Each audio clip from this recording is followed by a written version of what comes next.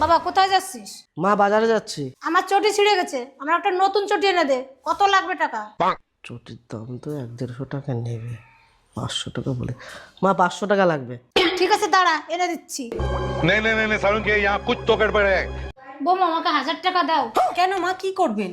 আমার চটিটা ছিঁড়ে গেছে, নতুন চটি কিনবো। ঠিক আছে মা, আপনি দাঁড়ান, আমি এনে দিচ্ছি। এই 2000 টাকা দাও তো। কেন? আরে দিতে বললাম তো।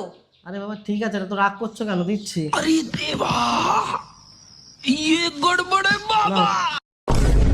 रुको जरा।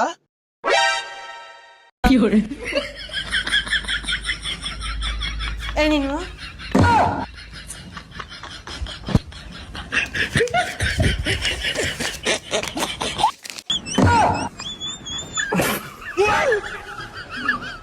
মানে 500 টাকা।